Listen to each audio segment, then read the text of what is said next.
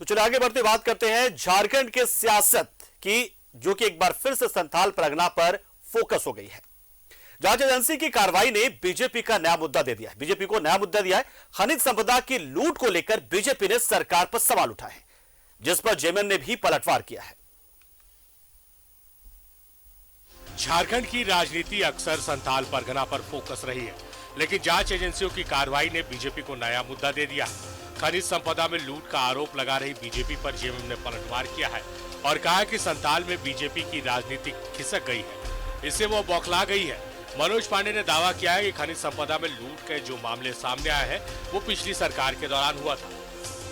संथाल परगना और कोल्हान में ये नेस्तनाबूत हो गए, नाम लेने वाला खोजना पड़ेगा, तो बेचैनी है। वो जब राजनीतिक जमीन खिसक जाती है, बेचैनी होना स्वाभाविक है। आरोप जो लगाते हैं अवैध खनन का, मुझे लगता है उन लोग बार बार भूल जाते हैं कि जो दस्तावेज बता रहे हैं, जो डॉक्यूमेंट्स बता रहे हैं, जो आरोप लगे हैं, आरोप भी कोई ऐरा गैरा आदमी नहीं, सरजू राय ने आरोप लगाया है, डॉक्यूमेंट्स दिया है। 277 रैक पत्थल के, अवैध खनन के पत्थल बिना चालान के पूर्ववर्ती सरकार में भेजे गए थे। उस पर कोई इन लोग का बोल ही नहीं निकलेगा, आवाज ही नहीं निकलेगी मुंह से। बीजेपी ने ईडी की कार्रवाई को लेकर सरकार को कटघरे में खड़ा किया है। वहीं जेएमएम के आरोप पर पलटवार करते हुए कहा है कि अगर पिछली सरकार में खनिज संपदाओं की लूट हुई तो जेएमएम ने पहले आवाज क्यों नहीं उठाई। जब से हेमंत सोरेन जी के नेतृत्व में सरकार बनी है तो विकास के कार्य तो जहां है वो खड़े रह गए, बल्कि पहले जो विकास के कार्य चल रहे थे भारतीय जनता पार्टी की सरकार में, अधिकांश कार्य बंद हो गए और जन उपयोगी योजनाओं को भी बंद किया गया।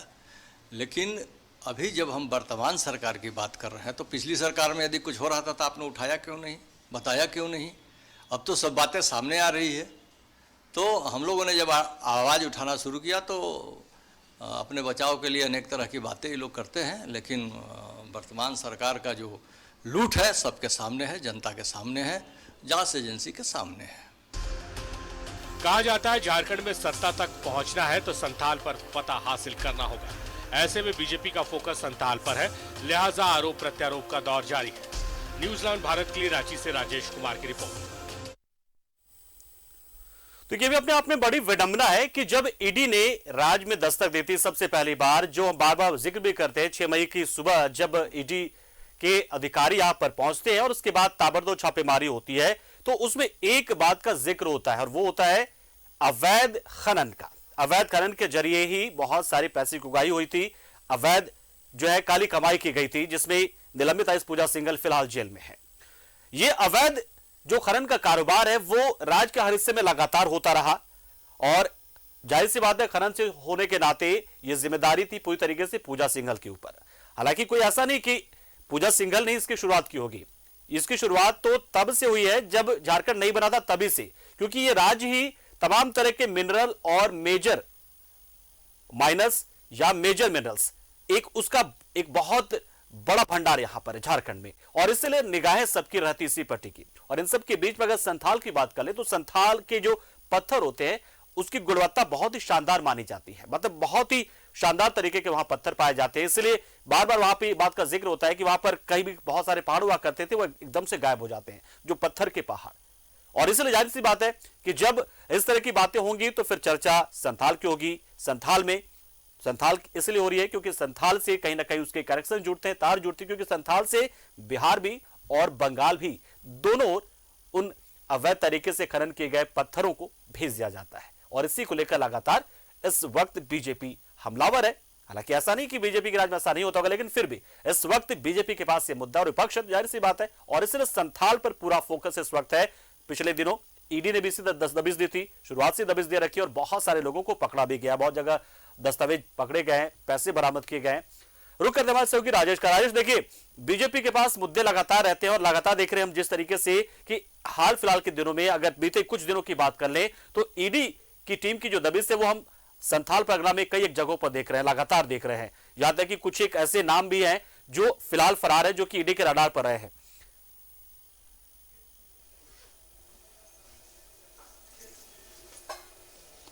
देखिए, संथाल परगना वह क्षेत्र है जहां पर सोरेन परिवार का प्रभुत्व चलता है और आप जानते हैं कि ये निर्वाचन क्षेत्र भी है मुख्यमंत्री का, उनके भाई का। कभी दुमका लोकसभा क्षेत्र से गुरुजी भी वहां से प्रतिनिधित्व कर चुके हैं। इसलिए संथाल को माना जाता है कि ये क्षेत्र जो है सोरेन परिवार का प्रभुत्व वाला क्षेत्र है और यहाँ कुछ भी होता है तो सीधे सत्ता पक्ष पर आरोप लगना है। और सत्ता पक्ष का मतलब ही होता है कि जो भी इसके मुखिया हैं वो उन पर टारगेट किया जाता है। बीजेपी का लगातार इस क्षेत्र में देखिए आप आंदोलन होता रहा है और अभी जो हाल में जिला स्तरीय आंदोलन हुआ था उसका समापन भी वहीं हुआ था जिसमें बाबूलाल मरांडी भी शामिल थे। तो ये क्षेत्र खास तौर पर इसलिए आया है कि एक और पॉइंट इसमें यह है कि अभी आपने देखा होगा कि ईडी ने जो वहां कार्रवाई की, सिर्फ एक साहिबगंज जिला जो संथाल परगना के अधीन आने वाला एक जिला है और यहाँ पर उसका असेसमेंट है कि लगभग 1000 करोड़ रुपए के खनिज संपदा की तस्करी हुई है जिसकी कार्रवाई चल रही है। आप जानते हैं कि सारी चीजें हैं, पंकज मिश्रा जेल के अंदर हैं, इसके अलावे कई लोग भी अंदर हैं, कुछ लोग बाहर हैं। मुख्यमंत्री से पूछताछ हुई है। तो बीजेपी ये आधार बनाकर लगातार हमला करती रही है कि हम संथाल परगना क्षेत्र में जो खनिज संपदा है, माइनर मिनरल्स है खास तौर पे, तो उसकी लूट होती रही है और यह कथित रूप से सत्ता के संरक्षण में लूट होती रही है। तो ये राजनीतिक बातें हैं, आरोप इसी तरह से लगते हैं चूंकि बीजेपी के पास एक आधार है कि ईडी ने जो कार्रवाई की है, जिसके जो पूछताछ हुई है या फिर गिरफ्तारियां हुई है, उसको लिंक करके वो लगातार सरकार पर हमलावर रही है। इसके अलावा बीजेपी का कहना है कि पूरे प्रदेश में इस तरह की चीजें चल रही है। ये अलग बात है कि संथाल परगना फोकस में है, वजह मैंने जो बताया। इसके अलावा कोल्हान वगैरह सभी क्षेत्रों में खनिज संसाधनों की तस्करी हो रही है। वहीं सत्ता पक्ष का कहना है कि देखिए ये अवैध खनन का जो मामला है, सरयू राय जो वर्तमान में निर्दलीय विधायक हैं, उन्होंने तो साफ तौर पर डॉक्यूमेंट्स पेश किए हैं कि रघुवर सरकार में किस प्रकार से खनिज संपदा की तस्करी होती, कितने रैक जो है वो बिना चालान के भेजे गए। ईडी को इस पर भी जांच करनी चाहिए। तो ईडी क्या काम है अपना, वो जैसा कि मुख्यमंत्री ने ईडी से पूछताछ के बाद ये सार्वजनिक तौर पर कहा भी था कि ये इस तरह की बातें आई हैं, उनसे जो पूछताछ हुई तो उन्होंने पूछा कि क्या ये उनके ही कार्यकाल में हो रहा है, तो वो ईडी के अधिकारियों का हवाला देते हुए उन्होंने कहा कि नहीं, इससे पहले भी हो रहा था। तो जाहिर सी बात है कि देखिए झारखंड में खनिज संपदा है और जहाँ खनिज होते हैं वहाँ पर इस तरह की गतिविधियां होती ही है। आप देखिए कि इससे पहले भी आप शाह ब्रदर्स का मामला था, ठीक है, मेजर मिलर्स का मामला था, वो केंद्र सरकार के अधीन मामला होता है, लेकिन राज्य के क्षेत्र का होता है, राज्य का भी उससे इंटरेस्ट जुड़ा रहता है। तो इलीगल माइनिंग का काम पहले से भी चलता रहा है।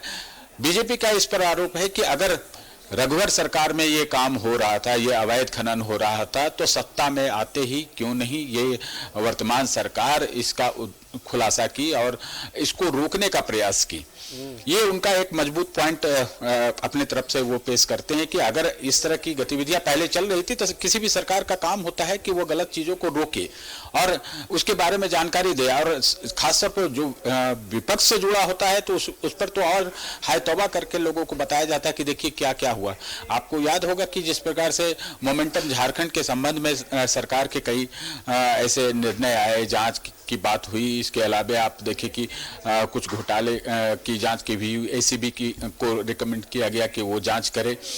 इन तमाम चीजों को देखते हुए आप ये आरोप, राजनीतिक आरोप प्रत्यारोप जो चल रहा है, इसका पटाक्षेप कैसे होता है ये अलग बात है, लेकिन राजनीति होती है तो इस तरह के आरोप लगते हैं। फिलहाल ये फोकस है तो इसका मतलब सीधा सीधा कि जो आज के मुखिया है उनको घेरने की कोशिश में बीजेपी जुटी हुई है, बात तो सच है। लेकिन कहीं ऐसा तो नहीं कि राजेश, हमने देखा है कि पूर्व मुख्यमंत्री रघुवर दास लगातार इस बात का दावा करते थे कि उन्होंने संथाल में बहुत ज्यादा दौरा किया, यहां तक कि जो संथाल में खुद को कर्मभूमि बताने वाले लोग हैं, जो सोरेन परिवार, उससे ज्यादा बार उन्होंने संथाल का दौरा किया, लेकिन संथाल से ही उतना अपेक्षित जो फायदा उन्हें चुनाव में नहीं मिल पाया। तो इसलिए अब इस बार इस तरीके से जिसमें कि ईडी की संलिप्तता और ये अवैध खनन को लेकर फोकस है संथाल पर बीजेपी, क्या ये भी कारण हो सकता है?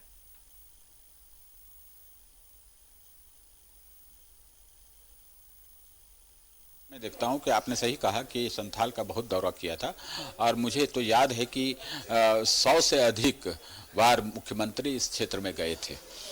संथाल परगना के क्षेत्र में जब रघुवर दास मुख्यमंत्री थे वहाँ जाके वो रहते थे, प्रवास करते थे, चौपाल लगाते थे, कई कार्यक्रम करते थे, आदिवासी समाज के लिए हो या फिर अन्य जो डेवलपमेंटल स्कीम्स होते हैं उसे लॉन्च करते थे। उनका फोकस था वहाँ और ये सोचते थे कि संथाल परगना एक बड़ा क्षेत्र है जहाँ 17-18 सीटें हैं विधानसभा की। वहाँ पर इन क्षेत्रों में काम करके जो लोग हैं उनको आकर्षित किया जाए, उनका समर्थन हासिल किया जाए।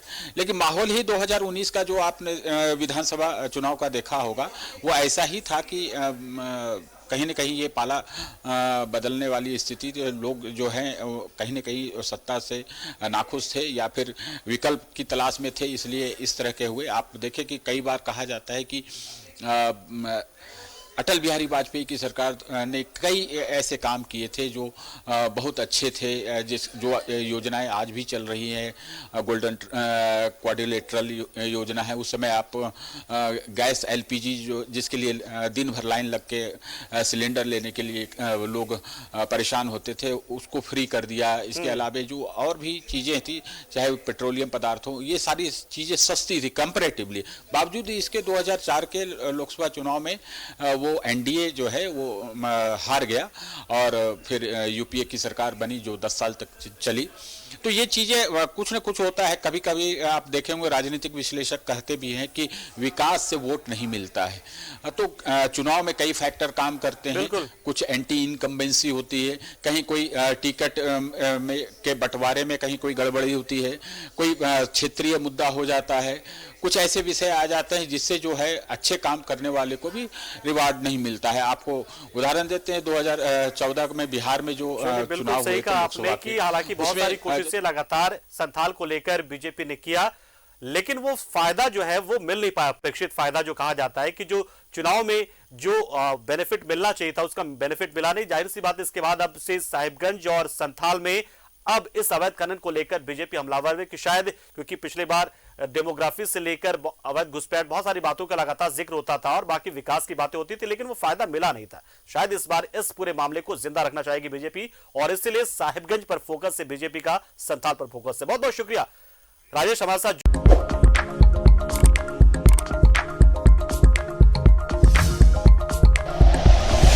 Like and share videos, subscribe करें हमारा चैनल और प्रेस करें बेल आइकॉन। न्यूज़ 11 भारत, सच है तो दिखेगा।